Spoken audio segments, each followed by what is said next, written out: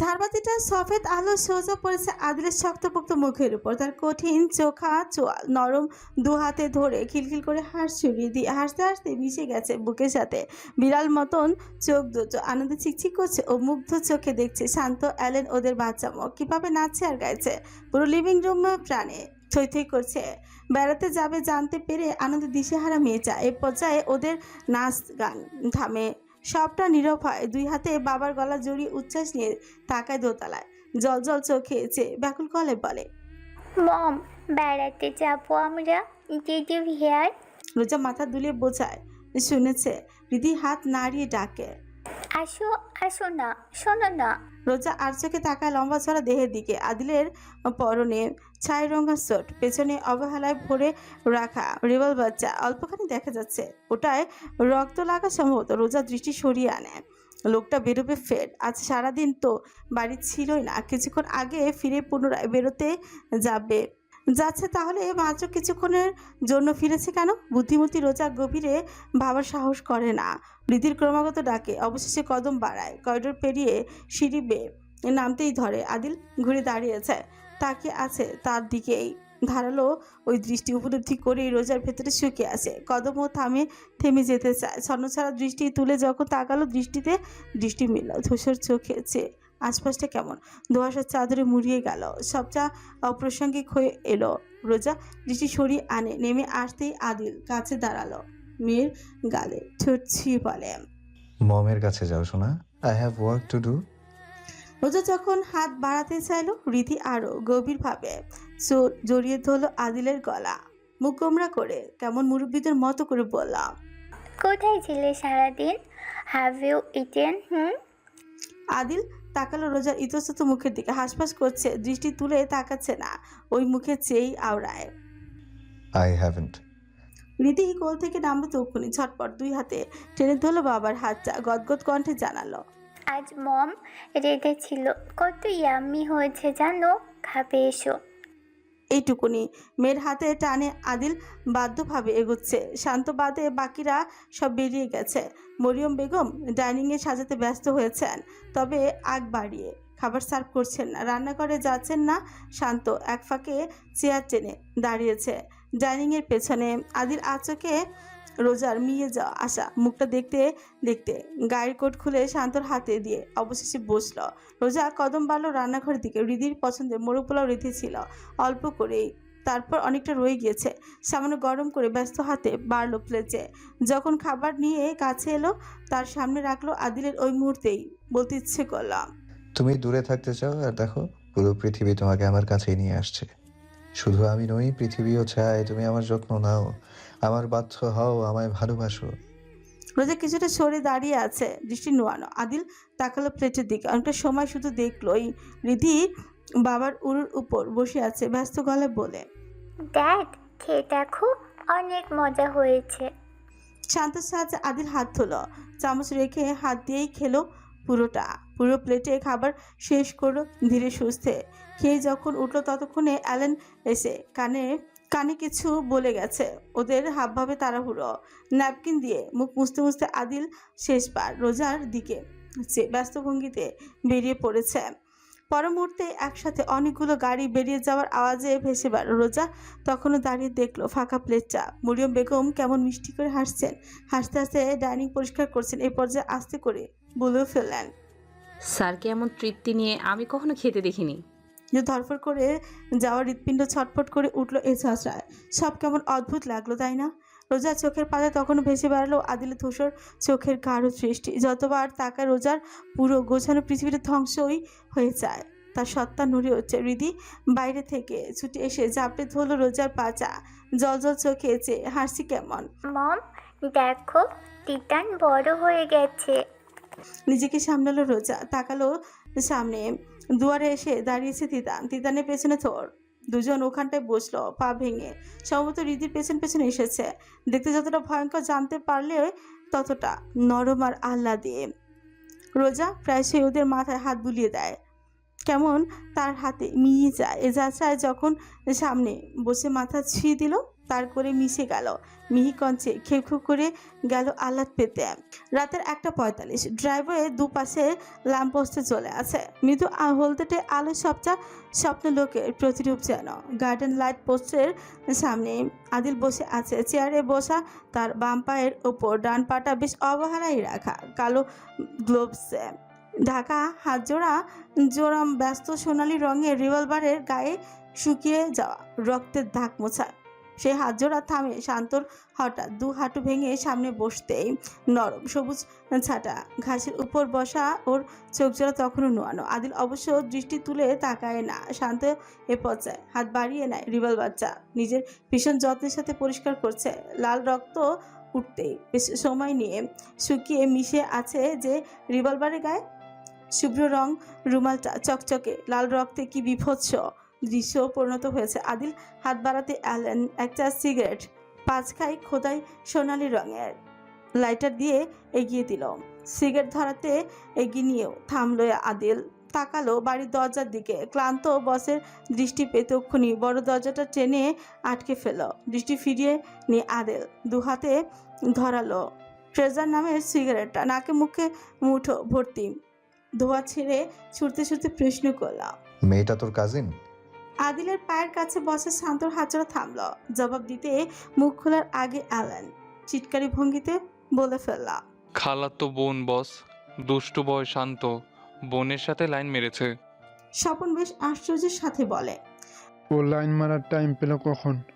ধ্রুব হতবিহ্বল হয়ে বলে, সারা বছর থেকেছে তো এখানেই, বাড়ি ফিরেছে কবার? শান্ত কটমট করে ওদের দিকে এক পলক তাকে পুনরায় আদিলের দিকে তাকালো, আস্তে করে বললা, খালাতো বোন, আবার অনেক ছোট, নাম ঝুমুর। শান্ত থামে, বাতাসের মতো ফিসফিস করে বলে, ওকে আমি ভালোবাসি, ভীষণ ভালোবাসি। ও আমার, এমন এক ঘোষণা আমি দিয়ে এসেছি পুরো গ্রাম জুড়ে। কেমন ডেসপারেট আমি বোঝা যাচ্ছে? আলান ফিক করে হেসে ফেললো পালক সবে, হাসলো বাকিরাও।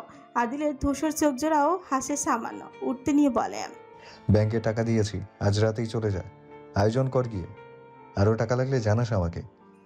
শান্ত দ্রুত চেপে ধরে আদিলের উড়ো, উঠতে দেয় না। আদিল অজ্ঞতা ফের বসে, জিজ্ঞেস করে ভারী গলায়, কিছু বলবি? শান্ত ইতস্তত করে অবশ্যই মিনমিনি গলায় বলে, আমি আপনাকে ছাড়া যাচ্ছি না বস, পরে যদি আপনি না যান। চারিপাশটা কেমন যেন থমথমে হয়ে এলো। শান্ত সহ বাকিরা শ্বাস আটকে দৃষ্টি নুয়ে রাখলো। কিছুক্ষণ আগের হাসি ঠাট্টার শব্দ আর নেই, পিনপত নীরবতা বইল চারিপাশ জুড়ে। আদিল দীর্ঘশ্বাস ফেলে বলল, বলেছি তো যাব। একসাথেই যাই বস, প্লিজ প্লিজ বস। তখনই অদূর থেকে ক্লান্ত শব্দ করলো, দরজাটা খোলা আছে। শান্ত আর চোখে ছাপা গলায় জানায়, ম্যাডাম আসছেন। আদিল নড়ে না, তৎক্ষণাৎ ফিরে তাকায়ও না, আলগোছে সিগারেটটা ফেলে দেয় শুধু। শুনুন। রিভলভারটা আদিলের আঙ্গুলের ফাঁকে দুলছিল তখন। ডাক শুনে এ চাচড়ায় হাত থামে, সে ফিরে তাকায়। রোজা নরম গতিতে হেঁটে আসছে তার দিকে, পরনে একটা সিল্কের পাতলা নাইট গ্রাউন্ড, ফর্সা মসৃণ শরীরে মিশে আছে, উপরে একটা চাদর জড়িয়ে রেখেছে। যখন হাঁটে গাউনটাকে চমৎকার ভাবে দোলে, চুলগুলো বিনুনিতে বাধ্যভাবে বাঁধা হলেও সামনেগুলো চোখে মুখে উড়ে খুব কাছে উঠছে। রোজা আস্তে করে ওগুলোকে কানে গুজে নিচ্ছে। কথা ছিল। ইতিমধ্যে শান্ত অ্যালেন ওরা কিছুটা দূরে গিয়ে ঘুরে দাঁড়িয়েছে। আদিল একদিন আপাতমস্তক রোজাকে খুঁটিয়ে খুঁটিয়ে দেখে। রোজা হাসপাস লাজ বাড়ি অবশেষে গম্ভীর মুখে বলে, শুনছি। রোজা আচোকে তাকালো রিভলভারটার দিকে। যতবার ওর দৃষ্টি ওটায় পড়েছে হৃদয় ধরফড়িয়ে উঠেছে, গলাকাটা মুরগির মতো ছটফট করেছে প্রাণ পাখি। কি ভয়ঙ্কর! নিজেকে ওই দৃশ্যে স্বাভাবিক রাখাটাই কেমন দুঃসাধ্যের মতন। বলছিলেন কোথাও একটা যাবেন, কতদিন থাকবেন? ওই সময়টুকু আমি আমার বাসায় থাকতে চাই। আদিল মুহূর্তে উঠে দাঁড়ায়। রোজা সতর্ক হলো, তবে আদিলকে এমনভাবে কদম বাড়তে দেখেও আজ আর পেছলো না। জেদ নিয়ে চেয়ে থাকলো নিজেকে। এই বাড়ির ও নিজের বাড়ি বলতে পারবে না? অবশ্যই পারবে, অবশ্যই বলবে, 100 বার বলবে। আদিল এক কদম কাছে এসে দাঁড়ায়, দূরত্ব খুঁজছে। কঞ্চনা আমি বলেন, কি চাও? আমি লোকজন পাঠিয়ে ওই বাড়িটা ভেঙে গুড়িয়ে ফেলি, মিশিয়ে দিই? রোজা আটকে হচ্ছে, অবিশ্বাস ভাষা সুন্দর চোখ দুটোতে চেয়ে আদিল আউড়ে যায়। Don't test my patience Mrs Adil. একই কথা দ্বিতীয়বার রিপিট করতে হলে আমি কিন্তু ভিন্নভাবে জানাবো, পদ্ধতিটা পছন্দ হবে না। একটা মানুষ এতটা অমানবিক কিভাবে হয়, এত নিষ্ঠুর? রোজা চোখ বন্ধ করে রাগটুকু গিলে নিয়ে দু কদম পেছালো এবারে। বিরক্ত চোখে চেয়ে নিজেকে শুধরে বললাম, বাবার বাড়িতে থাকতে চাই।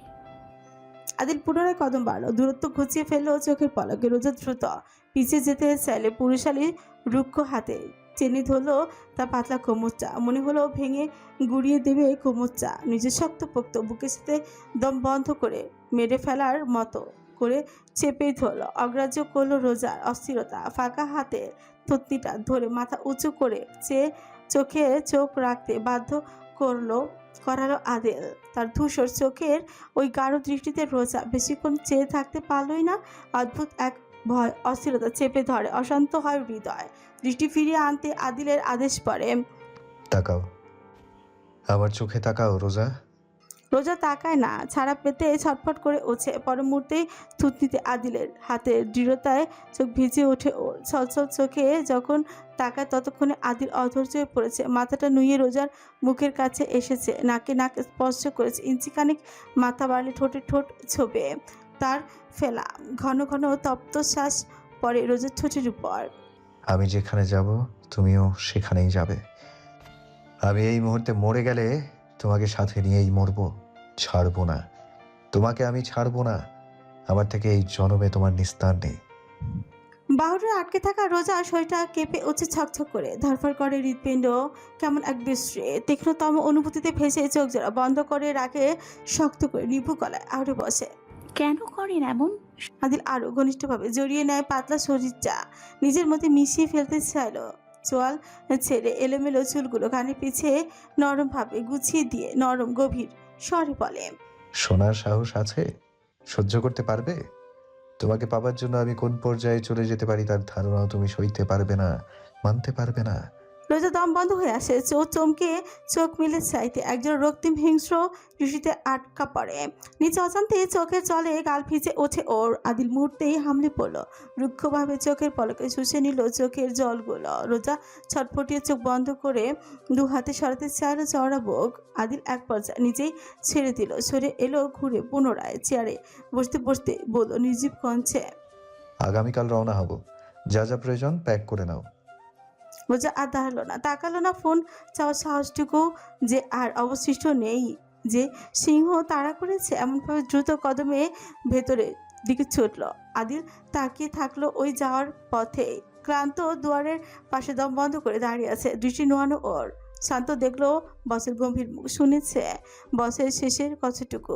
পশু রওনা দিবে তারা আনন্দে। শান্তর ভেতরটা রীতিমতো কাঁপছে।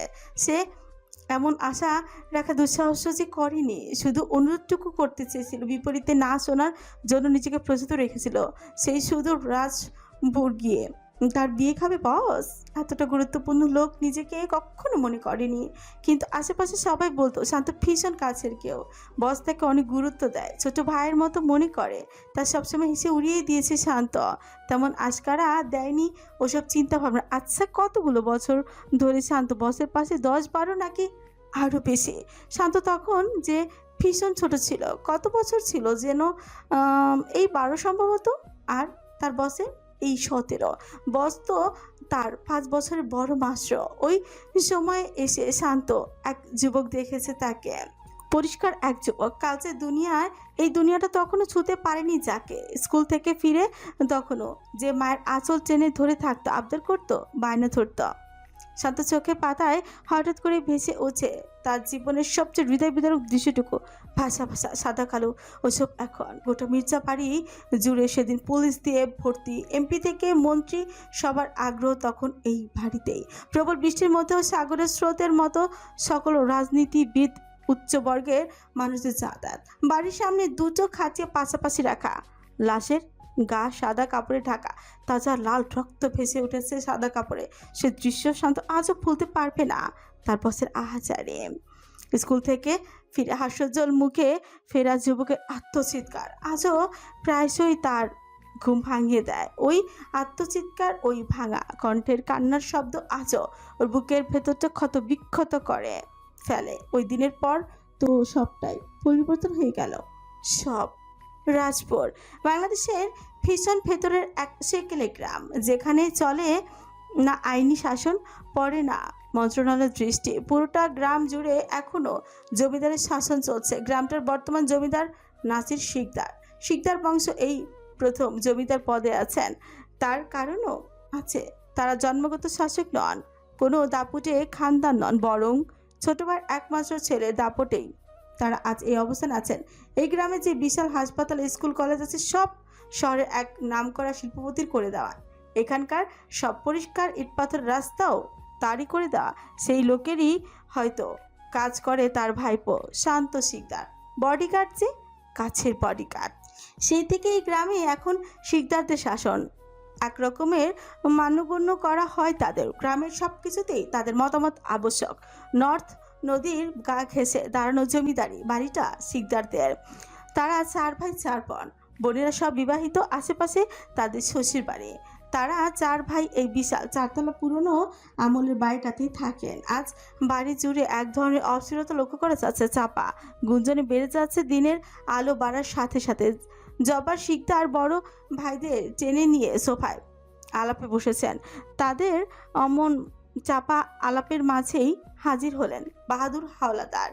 ভদ্রলোক সকাল থেকে শিকদার বাড়িতে এই নিয়ে 4 বার এলেন। প্রত্যেকবার ফিরে গেছেন শিকদারদের না পেয়ে। এবারে উচ্ছ্বাসে ফেটে পড়লেন। দ্রুত এগিয়ে এসে বসলেন পাশের ফাঁকা চেয়ার চায়।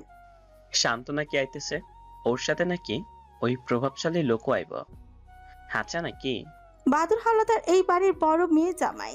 হাওলাদার বাড়িটাও কাছে, 5 মিনিটের রাস্তা। জব্বার সাহেব গভীর মুখে মাথা দুলিয়ে বলেন, কইলে তো কালও এসে পৌঁছইব।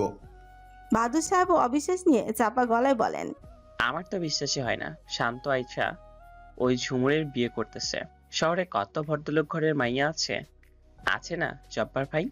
আপনি কন শান্ত দেখতে শুনতে কম, রাজপুত্রের মতন দেখায়। জব্বার সাহেব চোখ মুখ কুঁচকে ফেলেন। বরাবরই তিনি ঝুমুরকে ভীষণ স্নেহ করেন, পারেন না শুধু নিজের কাছে রাখতে। এই ধরনের কথা তার ভালো লাগলো না। অন্যদিকে লুৎফর শিকদার দীর্ঘশ্বাস ফেলে বলেন, আমারও তেমন একটা ইচ্ছা নাই, কিন্তু আমাকে পোলা তো ঝুমুর বলতেই অজ্ঞান। মাইয়াও হাতের কাছে বড় হয়েছে, লক্ষ্মী মাইয়া, মেনে নিতে তাই আপত্তিও নাই। মাথা দোলালেন নাসির শিকদার বলেন, ঝুমুর কোথায়?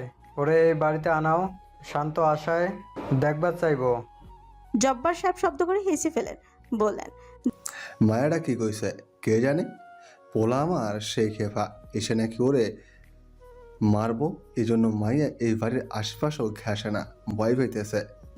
নাজমারে বলল ওর জামাই নিয়ে বাড়িতে আইতে, বিয়ে শাদী এইখান থেকে হইব।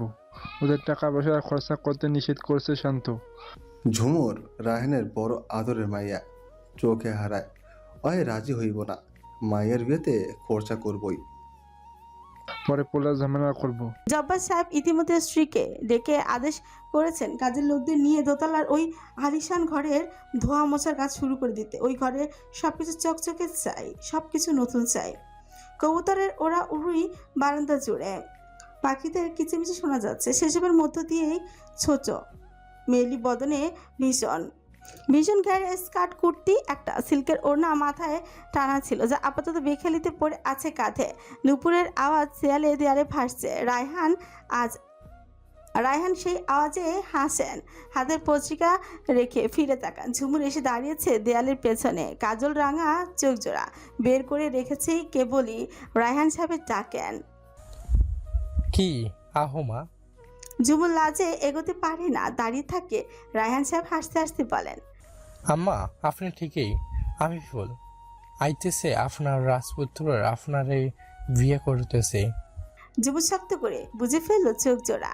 পুরো দুনিয়াটাই দুলে উঠলো ওর। আস্তে করে একটা শব্দ আওড়াতে পারে শুধু, কখন? কাল মা, খবর দিয়ে গেল নাসির ভাই।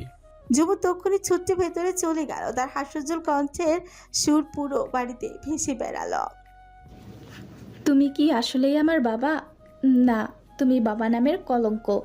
তুমি আলমগীর সওদাগর হাত উঠালেন চোখের পলকে। শক্তপোক্ত সেই জ্বরের ভার সামলাতে না পেরে টেবিলের উপর ছিটকে পড়ল রিনা। ফসা গালচা লাল হয়ে গেল পর মুহূর্তেই।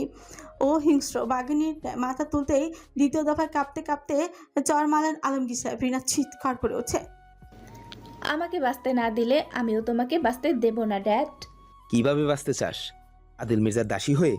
যোগ্যতা তো হলো না নিজের মায়া ফালানো, সুযোগ তো দিয়েছিলাম। মেয়েটাও তো তোকে চিনেই না, জানেও না ওর মা আছে, যে বেঁচে আছে। তুমি দিয়েছো আমাকে চিনতে?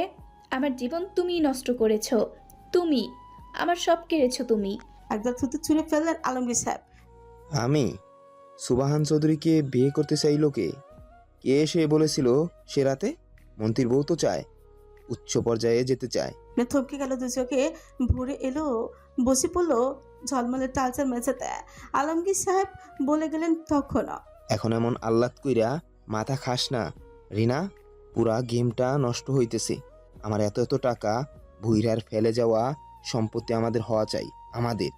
রিনা ক্লান্ত চোখে তাকালো, হঠাৎ হাঁটুতে হেঁটে গিয়ে আশেপাশে জড়িয়ে ধরলো বাবার পাঁজর, অস্পষ্ট গলায় আকুতি করলো, কেমন? ড্যাড, তুমি যা বলবা আমি করব। আমার আদিলকে আমার কাছে ফিরিয়ে দাও, আমার মেয়েকে ফিরিয়ে দাও, আমার সংসার ফিরিয়ে দাও ড্যাড। আলমগীর সদাগর চোখ বুঝলেন, চুপ থাকলেন কিছুক্ষণ। নীরবতা ভাঙলো তার অন্যরকম কণ্ঠে। অসম্ভব না, আদিলকে দুর্বল করতে পারলেই সম্ভব। দুর্বল? ওকে ডলাতে হবে, তাহলেই সম্ভব। বাধ্য হবে আমাদের। যা বলবা আমি করব।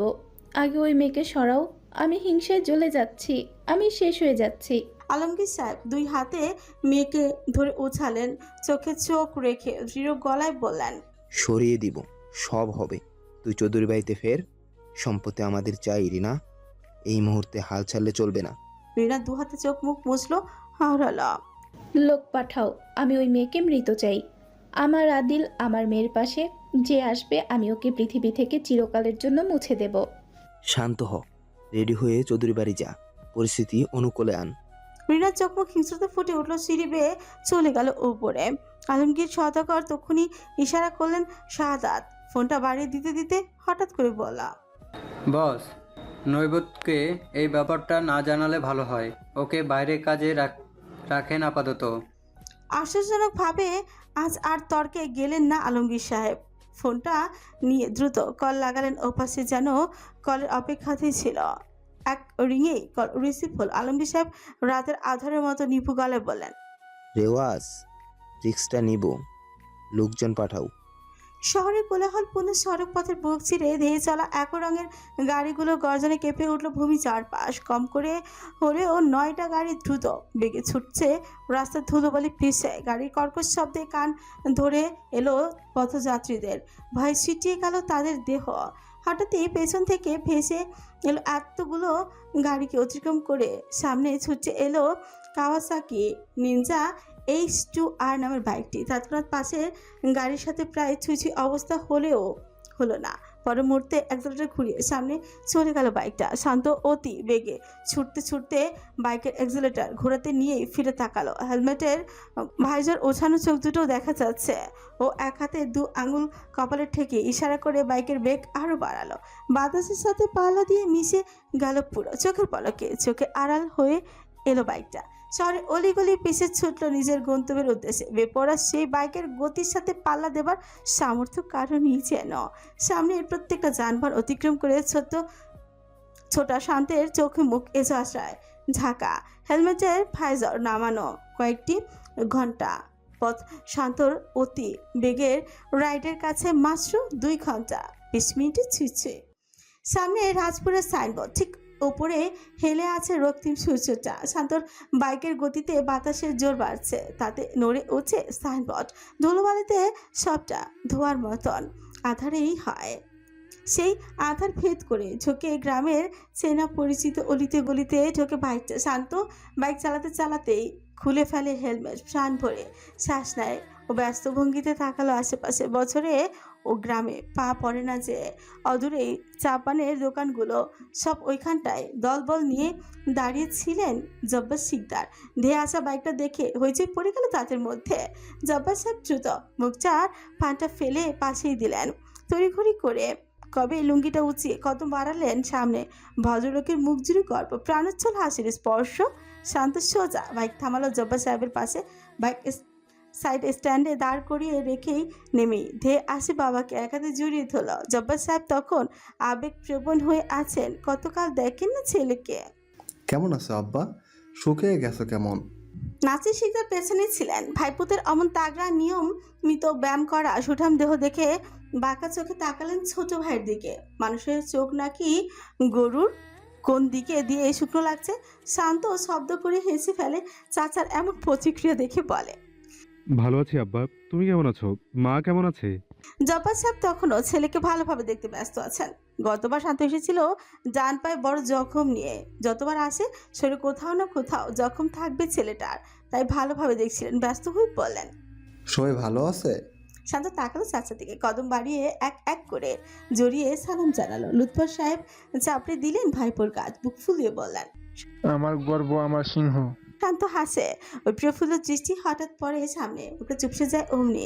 বাবা চাচাদের সাঙ্গপাঙ্গদের হাতে ক্যাচ ক্যাচ গাঁদা ফুলের মালা। বিহুবলে প্রশ্ন করেন, এসব কার জন্য? কার জন্য আবার? বসের জন্য। ও হ্যাঁ, কিরে বাপজান, বস কই? বলতে বলতে তারা সবাই খাড় বাঁকিয়ে আশেপাশে তাকালেন। শান্ত কিছুক্ষণ থম মেরল, আশ্চর্য চোখে সে দেখলো বাবা চাচাদের ভীষণ আকুল চোখমুখ। ভাগ্যিস ও আগে ভাগে এসেছে, নইলে এই রাজপুরের মাটি ওর রক্তে ভাসিয়ে দিত আদিল মির্জা। সর্বনাশ। শান্ত হাসপাস করে আদেশ করলো ছেলেপুলেদের উদ্দেশ্যে, এই এগুলোর দ্রুত নদীতে ভাসা, চোখের সামনে থেকে সরা। জব্বার সাহেব আশ্চর্য হয়ে প্রশ্ন করেন, কেন আপা? আপনার জন্য আনাইছি তাজা ফুল, দেখো না চকচক করতেছে। তোমার দাদি তো বাড়িতে প্লেট সাজাইছে আমাকে বংশের নিয়ম ধইরা। প্লেটে শরবত, মিষ্টি, ফু। শান্ত হৃদয় থমকে দাঁড়ায়, তরফরিয়ে তাকে আর্তনাদ করে উঠল, আব্বা, কিরে এতগুলো কি বস রাখবেন? খুশি হইবেন না? তার লাইগাই তো এত আয়োজন। বাড়ির গেট সাজাইছি তো, সে ঢুকতে নিলে ফুল পরবো ঝাপাঝাপ করে তার উপর। একটা গান বাজাবো, তখন সাউন্ড বক্সটা এক্ষুনি গোছানো যাইব। বাহাদুর হাওলাদার পেছন থেকে মাথাটা বের করে গদগদ হয়ে পড়লেন, এই রে শান্ত, বসের কেমন গান পছন্দ? বসের সাথে ক্যাডা ক্যাডা আসতেছে, হেই কি একাই রে? শান্ত ঢোক গেল। সে তো ফুলেই বসেছিল। এই শিকদার বংশ একটা পাগলের কারখানা, ওর পুরো খানদানটাই পাগল। কল্পনা করলো ও দৃশ্য দেখে আদিল মির্জার মাথায় ফুল পড়ছে। শান্তর গায়ে কাঁটা দিল ও স্পষ্ট দেখছে আদিল মির্জার থমথমে চোখমুখ, রক্তলাল দৃষ্টি। রিভলভার বের করে সোজা 10-12টা গুলি ছুড়েছে। শান্ত দ্রুত বড় চাচাকে বলে, চাচা, কিচ্ছু করা লাগবে না, বাসায় চলো। ফুল টুল, বংশীয় প্লেট ওসব সরাও, সব কিছু থাকা চাই স্বাভাবিক। লুৎফর সাহেব সংকোচ করলেন, অমন বড় একজন মানুষ আইব এই প্রথম, আপ্যায়ন করবো না? কেমনে দেখায়? উনি আমাদের অকৃতজ্ঞ ভাববো না? শান্ত দীর্ঘশ্বাস পেল। বাবা চাচাদের বোঝানো শুরু পড়ল, ভাববে না চাচা, ভাববে না, সব স্বাভাবিক চাই, যেমন রোজ থাকে। ঘন্টাখানেকের মাথায় পৌঁছে যাবে বস। চলো বাড়ি চলো, দেখি সব ঠিকঠাক আছে কিনা। কোথাও আছে অনেক। বাহাদুর সাহেব গোমরা মুখ করলেন, পাঁচি কলে বলেন, ঠিকঠাক থাকবো না কেন? কত আলোচনা করা হয়েছে জানোস?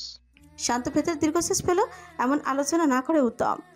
ওকে উপরে পাঠানোর এই আলোচনা বিষ হয়ে গলায় ঠেকল। নির্ঘাত পাশে অ্যালেন স্বপন ওরা থাকলে বোধহয় হাসতে হাসতে মরেই যেত। আল্লাহ, ওকে বাঁচিয়ে দিয়েছে নিজাজ রায়। আজ আগে আগে এসেছিল বলে একসাথে এলে কি অঘটনটা ঘটত। শিকদার বাড়ি ঘিরে ধরেছে আগ্রহী গ্রামবাসীরা। তাদের উৎসুক দৃষ্টিতে গ্রাম জুড়ে একটাই চর্চা তখনও ভেসে বেড়াচ্ছিল। শিকদার বাড়ির কাঁচা মাটির উঠোনে জুড়ে কবুতরের হাঁচাহাঁচি, পাখিদের উড়োউড়ি। দুপুরের সময় মস্ত বড় উঠোনে এসে থামলো রবিউল। কবুতরগুলো উড়ে পালালো, অনেকটা পথ দৌড়ে এসেছে বেচারা। এখনো জোরে জোরে শ্বাস নিচ্ছে। এই বাড়ির বিশ্বস্ত কাজের লোকও বাড়ির আনাচে কানাচে ভেসে বেড়ালো ওর উচ্ছ্বাস নিয়ে চিৎকার করে বলা কথার চুকো। ভাইজান আয়া পড়ছে। বারান্দা ছুটে এসে পৌঁছানো ঝুমুরের সইটার সঙ্গে সঙ্গে দোতলা পিলারের আড়ালে থমকালো। বাতাসে দুললো ওর স্কার্ট, মাথার ওড়নাটা খসে পড়ে গেল। নিজেকে আরও লুকিয়ে রাখলো কেমন, মিশে দাঁড়ালো পিলারের সাথে। বুকের ওঠানামার গতিও বেশ দ্রুত। মাথাটা বাড়িয়ে আড়ে আড়ে তাকালো। ক্রমান্বয়ে শব্দ করেছে ওর হৃৎপিণ্ড। এমন অবস্থা দেখে হেসে ফেললো এই বাড়ির মেয়েরা। সুপ্তি ছোটে ছোট চিপে কাঁধে কাঁধ ছুঁয়ে আওড়ালো। এখন থেকে ডাকবো না কিভাবে? ঝুমুলে লজ্জা পালো। আকাঙ্ক্ষা আকাশ ছিল, চোখ মুখ বুজে রাখলো শক্ত করে। জবাব দিতে পারলো না ও। তখনই নিচে থেকে ভেসে এলো কান্নার শব্দ। খালা কাঁদছেন, তার মানে ঝুমুর তৃষ্ণার্ত প্রতীকের মতো আকুল দৃষ্টিতে তাকালো নিচে। সবার সামনে সদর দরজার কাছে দাঁড়ানো লম্বা চড়া সুদর্শন পুরুষটিকে পলকহীন চোখে দেখলো। চোখ জোড়া ভিজে এলো তৎক্ষণাৎ, গাল জোড়া ভেসে গেল জলে। ইতিমধ্যে বাড়ির সবগুলো মেয়ে দৌড়ে নামছে নিচের উদ্দেশ্যে। ওদের চেঁচামেচিতে প্রাণ ফিরে পেল যেন বাড়িটা, অথচ ঝুমুরের পা জোড়া নড়ল না, চোখের পলকও পড়ল না। হঠাৎ শান্ত মাথা তুলে তাকাতে ও সরে গেল। কান্না করতে করতে নিঃশব্দে হাসলো। অনেকটা সময় পরে যখন মাথাটা অল্প বাড়িয়ে শুধু কাজল রাঙা চোখ বের করে তাকালো, অমনি একজোড়া দৃঢ় রাগ ঢাক ব্যতীত গভীর চোখের দৃষ্টিতে দৃষ্টি মিলেই গেল। শ্বাসকলা আটকে গেল ঝুমুরের। মুহূর্তের চোখ জোড়া বুঝে ফেলল, মাথাটা দ্রুত গতিতে সরিয়ে এনে মেশালো পিলারের সাথে। আয়েশা বেগম কেঁদে কেটে অস্থির হয়ে আছেন। ছেলেকে দুহাতে জড়িয়ে রেখেছেন শক্ত করে। শান্ত চটপট মায়ের কপালে ঠোঁট ছুঁয়েছে, মাথা বুলিয়ে বেশ অনেক কিছু বলে শান্ত করতে চাচ্ছে। ওর চোখে মুখ জুড়ে প্রশান্তি। জব্বার সাহেব আস্তে করে বললেন, এজাজ রায়। আহা, হইল তো, এবার থামো, পোলাটারে ঢুকবার দাও। ব্যস্তভাবে আঁচলে চোখ মুখ মুছে হাসেন আয়েশা বেগম। ছেলেকে নিয়ে কদম বাড়াতে বাড়াতে চারিপাশে চেয়ে বলেন, ঝুমুর কই? সুপ্তি হেসে দোতলা ইশারা করে বলেন, লুকিয়ে আছে ওই যে। হেসে অসহায়ভাবে মাথা নাড়ান ভদ্র মহিলা আওরান। মাইয়াটা এত লাজুক। শান্ত আর তাকালো না, সোজা ঢুকলো ভেতরে। ব্যস্ত কদমে এসে দাঁড়ালো বসবার ঘরে। কাঠের সোফায় বসে আছেন জাহানারা বেগম। বয়সটা এখন আর ধরা বাঁধা নেই, তবে সম্ভবত 70 ছুঁয়েছে। কোমর বেঁকে গেছে, দাঁড়াতে বেশ হিমশিম খেতে হয়, তবে একটা লাঠির সাহায্যে এখনও বেশ নিচে নিচে চলতে পারেন। এতদিন পর নাতিকে দেখতেই তো তার চোখ জোড়া সামনে ভরে আসে। হাত দুটো মিলতেই শান্ত পাশে বসে জড়িয়ে ধরলো দাদিকে। ইতিমধ্যে বসবার ঘর জুড়ে এই বাড়ির প্রত্যেকটি সদস্য উপস্থিত, এমনকি শান্তর ফুপু ফুপা সহ ফুপাতো ভাই বোনেরাও। সামনেই নাসির শিকদার বসেছেন, পাশে জব্বার সাহেব, লুৎফর সাহেব আর রেদওয়ান সাহেব। আয়েশা বেগম টেবিলের উপর রাখেন ট্রেটা। শান্ত শরবতের গ্লাসটা তুলে নিল একটানে, শেষ করে অবশেষে তাকালো বাবা চাচাদের দিকে। নাসির সাহেব ফিসফিস করে বলেন, 3 তলা পুরোটা ফাঁকা করাইছি, পরিষ্কার করাইছি, সব নতুন। হ্যাঁ রে বাপজান, তোর বসের সাথে আর কে আইতাছে? বাচ্চাটা? বস, ম্যাডাম আর প্রিন্সেস আসছেন। আর বডি। জব্বার সাহেব আশ্চর্য হয়ে গেলেন। ম্যাডাম? বস বিয়ে করেছেন। নাসির সাহেব মাথা দোলালেন, সে থাকলে শান্ত বলে গেল, এখানে সবাই উপস্থিত আছে, আমি স্পষ্ট করে বলে দিচ্ছি, নিজেদের সীমার মধ্যে থাকার চেষ্টা করা হয় যেন। 3 তলায় যাওয়া নিষিদ্ধ ততদিন যতদিন আমার বস এই বাড়িতে আছেন। নাসির সাহেব দ্রুত মাথা দোলালেন। ব্যাপারটা কতটুকু গুরুত্বপূর্ণ তিনি বুঝতে পারছেন না। কখনো দেখেনি এই আদিল মির্জাকে, তবে যতটুকু শুনেছেন জেনেছেন তাতে ধারণা আছে ভালো। শান্ত ঘড়ির দিকে তাকালো, তখনই কানে ভাসলো একগুচ্ছ গাড়ির তীব্র শব্দ। এত দ্রুত পৌঁছে গেল। পুনরায় উঠোনে হাঁটা চলা করা কবুতরদের আতঙ্কে উড়ি শব্দ ভেদ করে শোনা গেল গাড়ি কর্কশ শব্দ। গাড়িগুলো সারিবদ্ধভাবে থেমেছে শিকদার বাড়ির ভেতরেই, বেশ দাম্ভিকতার সাথে। ইতিমধ্যেই কালো পোশাকের বডিগার্ডস দিয়ে ভরে আছে পুরোটা জায়গা। দরজা পাহারাদার হয়ে দাঁড়িয়েছে ধ্রুব, ক্লান্ত। আলেন সতর্ক চোখে চারপাশটা দেখে নিচ্ছে। স্বপন ইতিমধ্যে হাঁটছে জায়গা চড়ে। এমন দৃশ্যে হতবাক শিকদার বাড়ির সকলে। এতক্ষণ যাবৎ আগ্রহী সবাই সিটিয়ে গিয়েছে, কারোর শব্দ নেই, কোনো অস্তিত্বই নেই যেন। শান্ত দ্রুত এসে দাঁড়িয়েছে একদম মধ্যের বড় গাঢ় কালো গাড়িটার সামনে। খুলে ধরলো দরজাটা। আদিল বেরিয়ে এলো সাথে সাথে। ধূসর চোখের কঠিন দৃষ্টি ঘুরলো চারিপাশটা চুলে। দৃষ্টি ঘুরিয়ে যখন শান্তর উপর পড়লো, শান্ত ডাকলো আস্তে করে, বস। আদিল মাথা দুলিয়ে ফের তাকালো গাড়ির ভেতরে। শান্ত তখনও দরজা মেলে ধরে রেখেছে। রীতি চঞ্চল কদমে বেরিয়ে এলো, বড় বড় চোখে চারপাশে দেখছে। ভীষণ সুন্দর সিল্কের ফ্রক পরে আছে সে, পায়ে সূর্যরাঙা স্লিপার বুটস, চুলটা চমৎকার এক হেয়ার স্টাইলে বাঁধা, পুতুলের মতো লাগছে দেখতে। শান্তকে দেখে বাচ্চাটা বলে, বডিগার্ড আঙ্কেল, মম বলেছে আমরা তোমার বিয়ে খেতে এসেছি, তুমি কি বিয়ে করছো? শান্তর মুখে হাসি ধরে না। ও সাহস করে দুহাত বাড়াতে রীতি হলে উঠে গেল, গলা জড়িয়ে ধরলো দুহাতে। জবাবের আশায় চেয়ে থাকলো। শান্ত হেসে বলল, হ্যাঁ। কাকে বিয়ে করছো তুমি? Where is she?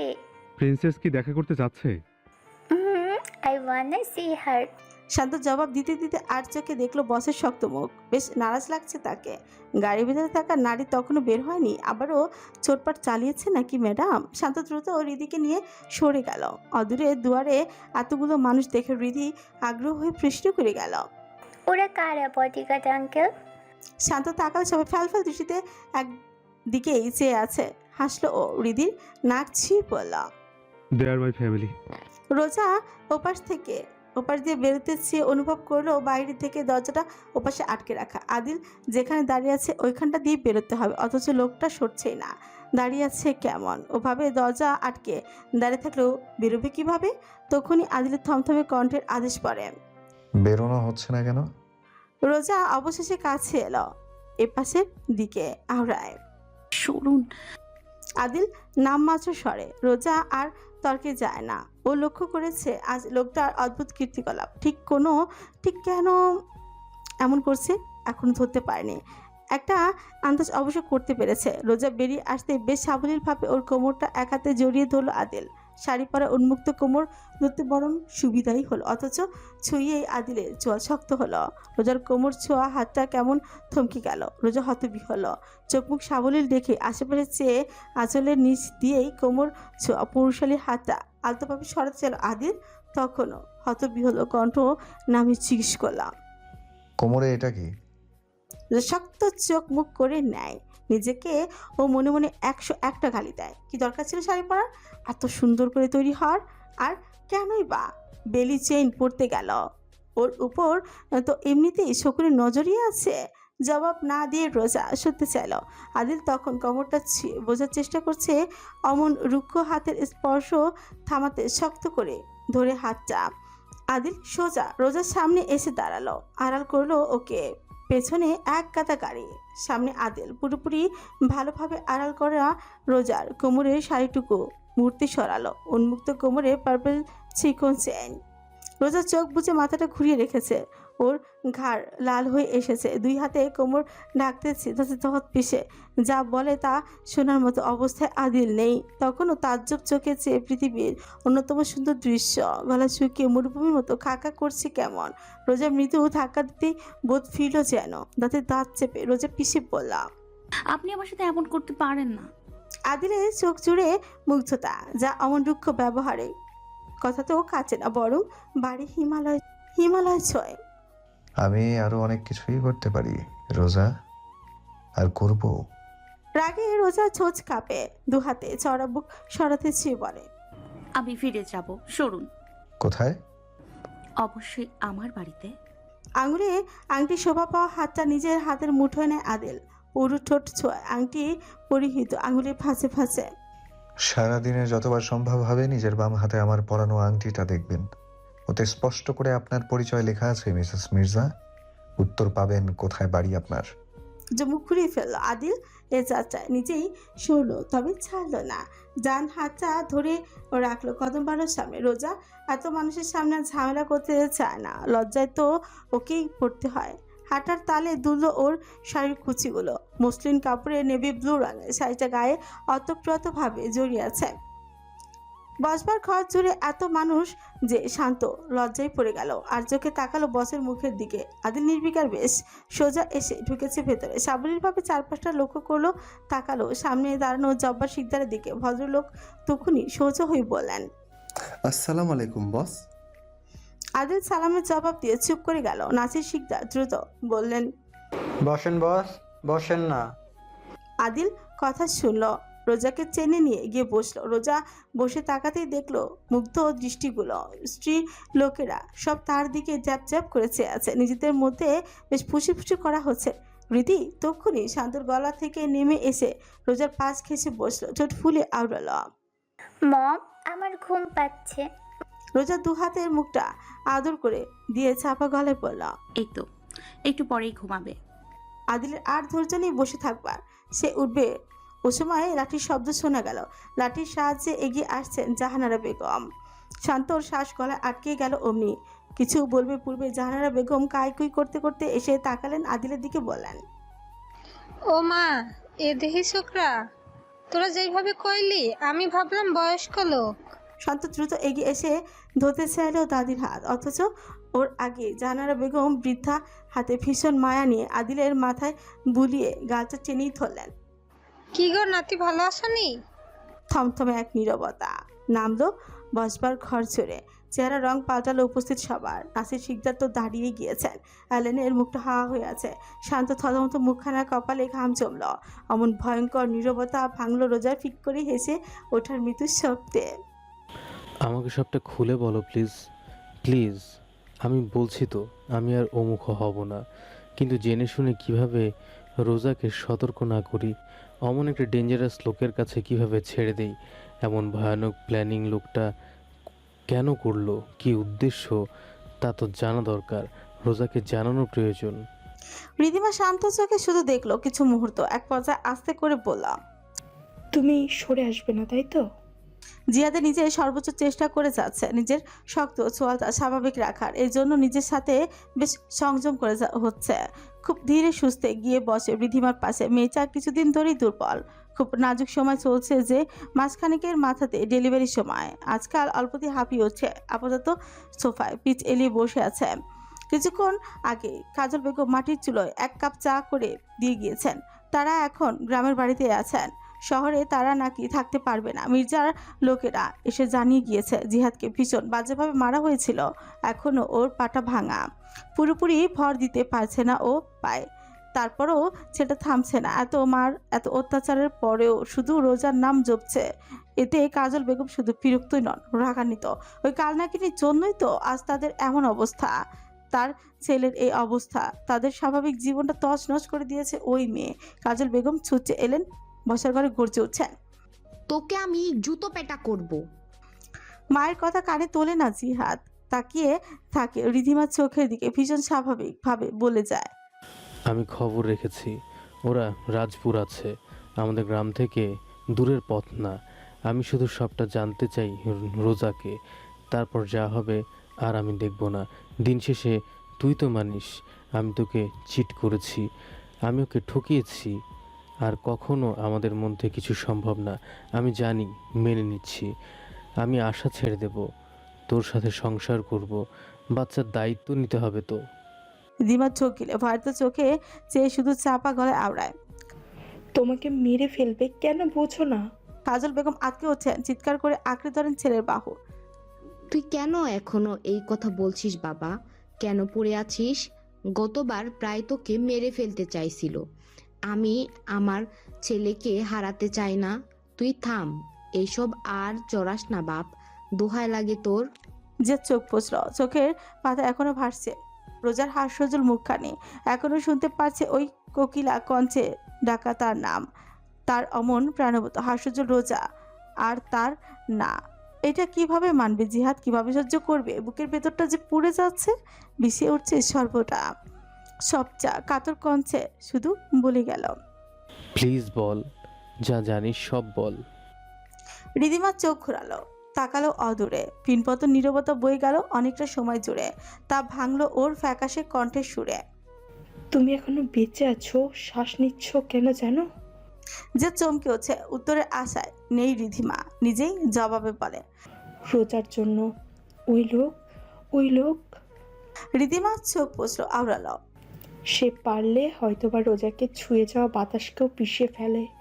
রিধিমা চোখ তুলে তাকালো, অনুনয় সুরে বললাম, খুব ডেঞ্জারাস মানুষ ওরা, খুব ডেঞ্জারাস। ওই আদিল মির্জা এত চাল, এত কাহিনী উনি করেছে। এই পর্যায়ে এসে শুধুমাত্র যেন রোজা স্বেচ্ছায় সরে যায়। বোঝো এর মানে? বোঝো তুমি? তারপরও বাচ্চামি করে যাচ্ছ, তারপরও। জিয়াদ অনেকটা সময় থমকে থাকলো। এ পর্যায়ে আলগোছে উঠে চলে গেল। দীর্ঘশ্বাস পেল রিধিমা, চোখ বুজে মাথাটা এলিয়ে দিল সোফায়।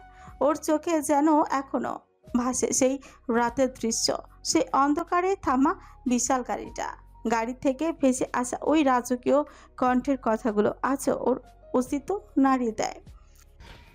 If I wished, I could slit his throat. The nerve he has daring to be in my beloved's presence. এখনো পৃথিবীর বুকে শ্বাস নিতে পারছে, এটাই ওর সৌভাগ্য। সামলে না রাখতে পারলে ওকে জবাই করব। রিদিমা চোখ মেলে হাহাকার করে উঠছে।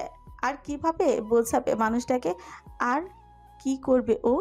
আদিল মির্জা আর অমন থমথমে মুখ দেখে শান্তর গলার ভেতরটা শুকনো মরুভূমির মতো হয়ে এলো। ভেতরে সব বডিগার্ডসদের মুখের রক্ত সরে গিয়েছে। অ্যালেন লুকিয়ে কুনুই দিয়ে গুঁতো মারল শান্তর কোমরে।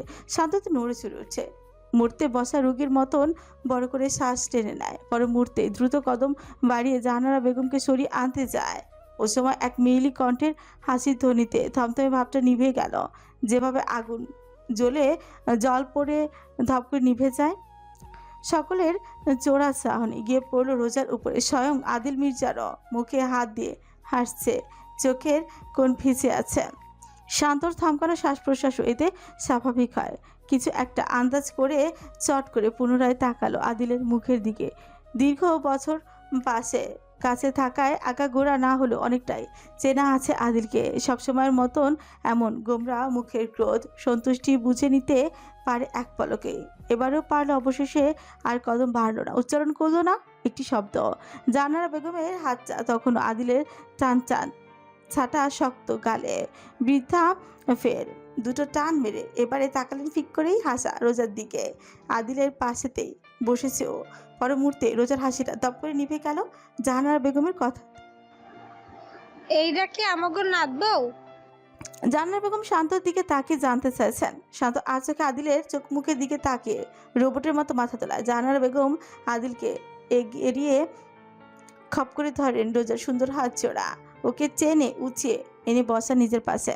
এখন বৃদ্ধা মধ্যে আর দুই পাশে আদিল আর রোজা।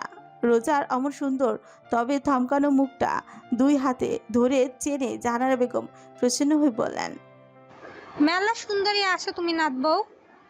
চোখ সরানো যায় না এমন সুন্দর। নাতির আমার চোখ আছে মাশাল্লাহ, কি সুন্দর চোখ মুখ গায়ের রং। তো একটু বেশি শুকনা তুমি, এত শুকনা হইলে চলে? বলতে বলতে তিনি একটু মাথা ফিরিয়ে তাকালেন আদিলের নিত্যদিনের ব্যায়াম করা শক্তপোক্ত সুবিশাল দেহের দিকে। বসেও যার বাহুর শার্ট ছিঁড়ে মাংসপেশি বেরিয়ে যাবার মতন অবস্থা। শান্তর শ্বাস পুনরায় গলায় আটকায়। ও ভয়ার্ত চোখে চেয়ে আছে। ঠোঁট নড়ল নাসির শিকদারের। কিছু বলতে গিয়েও চুপসে যাচ্ছেন। জাহানারা বেগম ফের রোজার দিকে তাকিয়ে বলে যাচ্ছেন অনবরত, ও নাচবো, তোমার হাত গলা মুখটা এমন খালি খালি কেন? বিয়ে একটা মাইয়া গো, হাতে চুড়ি নাকে নাকফুল থাকতেই হয়, ভালো দেখায় না এমন। বলতে বলতে তিনি রোজার মুখের দিকে দৃষ্টি না ফিরিয়ে হাঁক ছুড়লেন, আয়েশা যা আমার আলমারি থেকে গ্রহণপত্রের বাক্সটা নিয়ে আয়। এরপর পুনরায় বলতে থাকেন রোজার ফ্যাকাশে হয়ে আসা মুখে চেয়ে, হলো নাচবো, রূপ তো তোমার আছেই, মেলা আছে, এতে সন্দেহ নাই। হুদা রূপে কিন্তু আজকাল জামাইয়ের মন পাওয়া যায় না। শোক ভালোবাসা মন পাইতে একটু সাজগোজ করতে হয়। সোনার বালা পরবা দু হাতে সব সময়, এগুলো নীতি তো। গলায় চেন পরবা, কানে দুল পরবা, নাক ফুল পরবা। নাক ফুরাও নাই দেহি? ফুরানোই তো, দাঁড়াও এক্ষুনি পরাইয়া দিতাছি। রোজার মুখটা হা হয়ে এসেছে। ও বিহ্বল চোখে দেখলো বিনয় বৃদ্ধা মুখখানা, যে মিষ্টি করে হাসছেন। তখনও ডান হাতে আলতোভাবে আদর করে দিচ্ছেন রোজার মাথাটা। রোজা অসহায়, অপ্রস্তুত, কিংকর্তব্য বিমূঢ়। একটা শব্দ বেরোয় না মুখ দিয়ে। যখন চোখ তুলে তাকালো আদিলের গাঢ় ধূসর চোখে দৃষ্টি মিলল। চেয়েই আছে যে ওই চোখে প্রসন্নতা, সন্তুষ্টির শেষ নেই। কি ভীষণ আগ্রহ নিয়েই চেয়ে আছে। কিছু বলার আটকানোর বিন্দুমাত্র ইঙ্গিত নেই। রোজা দেখলো আয়েশা বেগম ধীরে সুস্থে এসে বাড়িতে ধরলো একটা কাঠের পুরনো তবে রাজকীয় বক্স। জাহানারা বেগম সেটা নিয়েই রাখলেন সামনে। বক্স খুলতেই চকচকে সব চোখ ধাঁধানো অলংকার দৃশ্যমান হয়। জাহানারা বেগম মাথাটা নুয়ে এক এক করে দেখে পছন্দ করছেন একজোড়া মোটা সোনার বালা। রোজার চোখের সামনে ধরে জিজ্ঞেস করেন, নাচবো, এটা দেখো কেমন লাগে? এইটার কাজটা সুন্দর, আমার মেলা পছন্দের, দাও হাতটা দাও।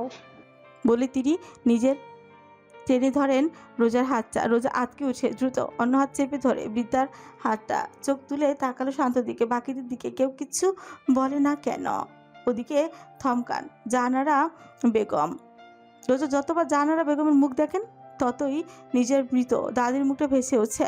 এই প্রথম কথা বলে সম্বোধন করতে গিয়ে সামান্য ইতস্ততও করে। দাদিমা আমার লাগবে না। জাহানারা বেগমের নিভে আসা চোখ জোড়া চিকচিক করে উঠে আনন্দে উচ্ছ্বাসে কেমন ফেটে পড়েন। মনটা ভইরা গেল। এমনি ডাইকা খবরদার আর না কইবা না। বিদ্যা চট চলতে পালা দুটো পরিয়ে দিল রোজার দু হাতে। বালা পরিহিত হাত দুটো ঘুরিয়ে ফিরিয়ে দেখে আদিলের দিকে তাকে প্রশ্ন করেন, দাদা ভাই কেমন, পছন্দ হয়েছে নি?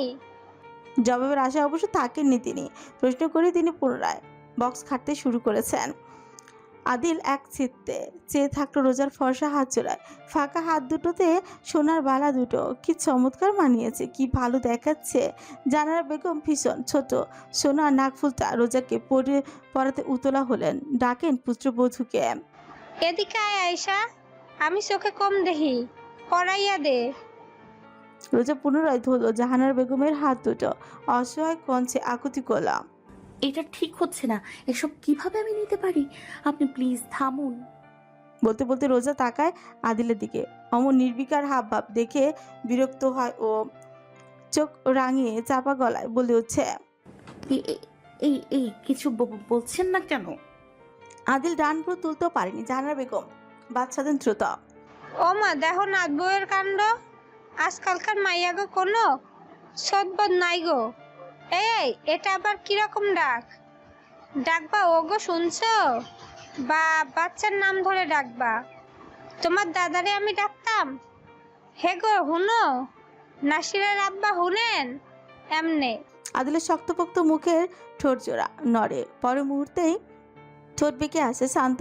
ওই দৃশ্যে আলতোভাবে কপালে ঘাম মুছে নেয়। সত্যি শ্বাস ফেলে রোজা অসহায় চূড়ান্তে। ও এই পর্যায়ে তাকায় শান্তর দিকে। শান্ত অন্যদিকে তাকিয়ে থাকে, যেন দেখেইনি। আয়েশা বেগম শাশুড়ি আদেশে খুব নরম স্পর্শে পরিয়ে দিলেন নাকফুলটা। জাহানারা বেগম তখনও থামেন না। খুঁজে খুঁজে ভীষণ সুন্দর একজোড়া ঝুমকো গলার লম্বা চেইন পরিয়ে দিলেন। এক এক করে পরিয়ে ধরলেন রোজার মুখটা। আলতোভাবে আঁচলটা মাথায় তুলে দিয়ে মুগ্ধ হয়ে পড়লেন, এই তো লাগতেছে বউ মানুষ। এমনি থাকবা রাত বউ, বুঝছো? যতদিন আসো তুমি আমার কাছে আইবা, আমি তোমারে শিখাইয়া পড়াইয়া দিমু। রীতি ভীষণ কৌতূহলী নিয়ে দেখছিল এতক্ষণ। এ যাত্রা নেমে এলো সোফা থেকে। রোজার সামনে এসে বড় বড় চোখে কিছুক্ষণ চেয়ে থেকে হাত বাড়িয়ে ধরে নাক চাপ বলে, mom you are looking so pretty. Mom you look changed. রোজার লজ্জা হাসফাস করে। ঘরবর্তী মানুষ সব তার দিকেই চেয়ে আছে।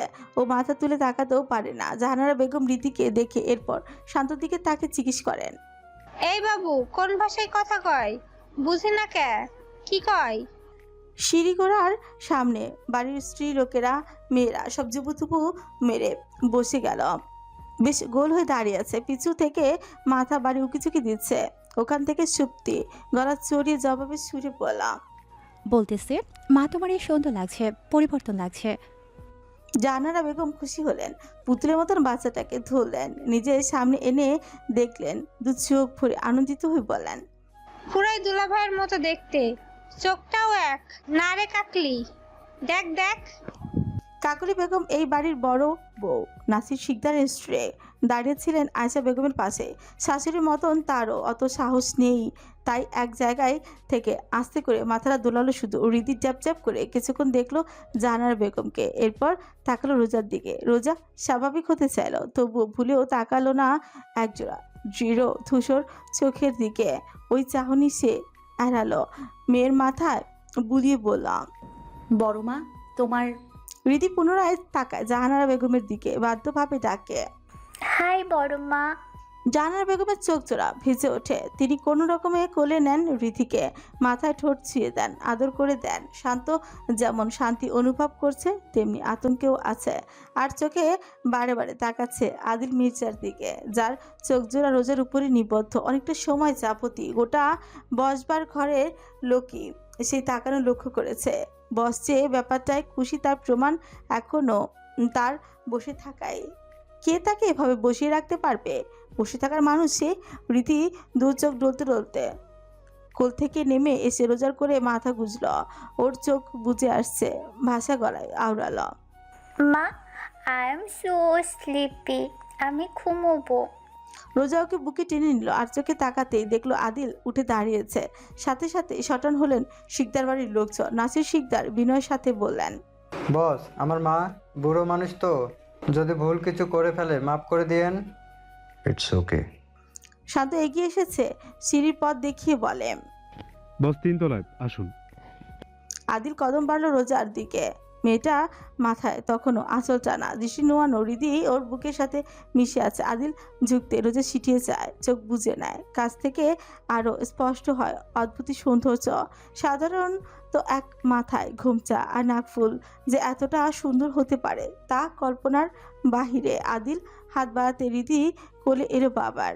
2 হাতে গলা জড়িয়ে ধরে ঘুম ঘুম গলায় বললাম, ড্যাড দেখো মমকে কেমন বউ বউ লাগছে, পুতুল বউ তাই না?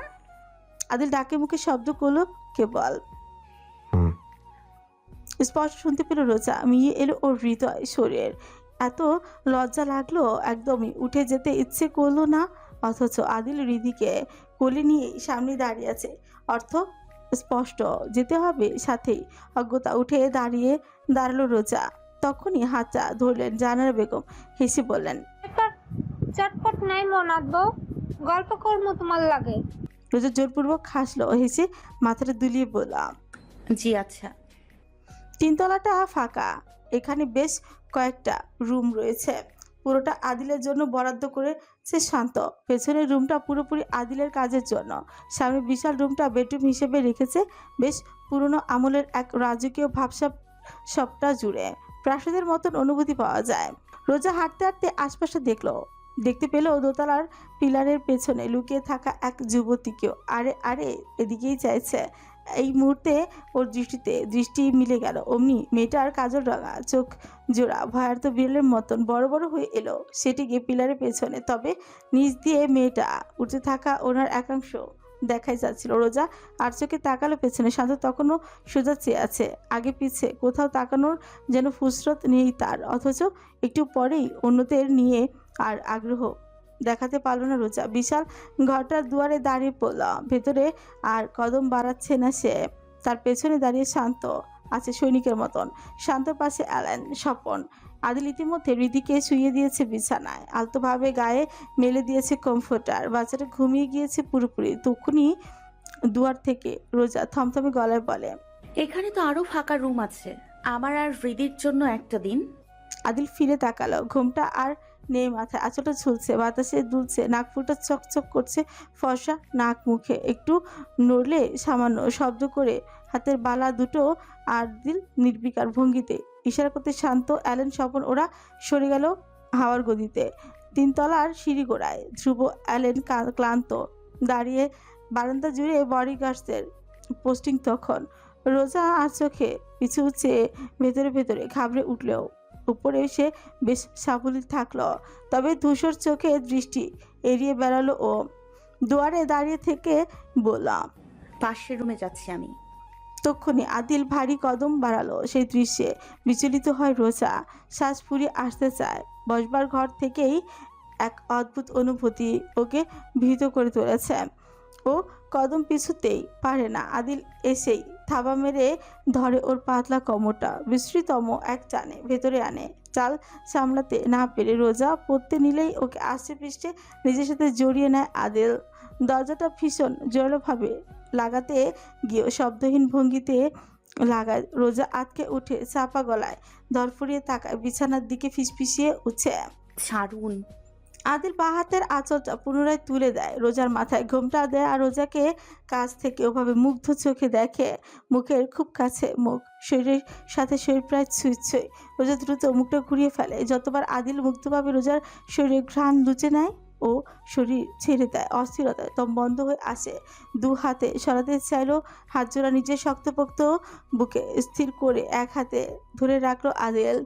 মুখ বাড়িয়ে আচমকা চুমু খেলো নাকে, নাকফুলের উপর ধরফড়িয়ে উঠে রোজার 2 হাতের উপরে ঠোঁট ছুয়ালো গাঢ়ভাবে, কেমন নেশাগ্রস্ত গলায় ভিড় করে বলল, এভাবেই থাকবে আজ থেকে। I want you just like this Roza. তোমাকে এভাবে দেখে মনে হচ্ছে তুমি আমার, এই আদিল মির্জার। রোজা শক্ত করে চোখ বুঝল। অনুভব করলো রুক্ষ হাতটা খামচে ধরে আছে ওর কোমর বন্ধনীর জায়গাটুকু। তখনই বিছানা ঘুমানো রীতি ছটফট করে উঠছে, বিড়বিড়িয়ে ডেকে ওঠে, মম। রোজা যেন নিজের জান ফিরে পায়, ঠেলে সরায় আদিলের চড়া বুক। রীতি ডাকে ছুতোয় বিছানার দিকে ছোটে। রীতির ঘুমের ঘোরে অন্য পাশ হাসছে, তখনও রোজাকে খুঁজছে, ডাকছে। রোজা নিজেকে সামলায় কাঁপতে থাকা হাত রীতির মাথায় রেখে আওড়ায়, এখানে আছি মা, তুমি ঘুমাও। রীতি এপাশ ফেরে ঢুকে পড়ে রোজার বুকে। রোজা আলতোভাবে বুলিয়ে দেয় চুলগুলো, না চেয়েও অনুভব করতে পারছে আদিলের দৃষ্টি। কুণ্ঠিত ভাব বোধ করছে এতে এই মুহূর্তে আর সাহস করতেই পারলো না অন্য রুমে যাওয়ার কথাটুকু বল। আদিল অবশ্য ওকে স্বস্তির সাগরে ভাসিয়ে দিয়ে তখনই বেরিয়ে গিয়েছে অ্যালানের ডাকে। ফোনটা আর মেসেজ রিংটন বেজে উঠেছে। শান্ত পকেট থেকে ফোন বের করে স্ক্রিনের দৃষ্টি রাখে। বড় অঙ্কের টাকা এসেছে তার অ্যাকাউন্টে। কে পাঠিয়েছে শান্ত জানে, কেন পাঠিয়েছে তাও। তার দাদির কাণ্ডে বসে ভীষণ আপ্লুত তা ভালোভাবে বুঝে এসেছে। অজ্ঞতা আর কোনো নিষেধাজ্ঞা ও দেয়নি।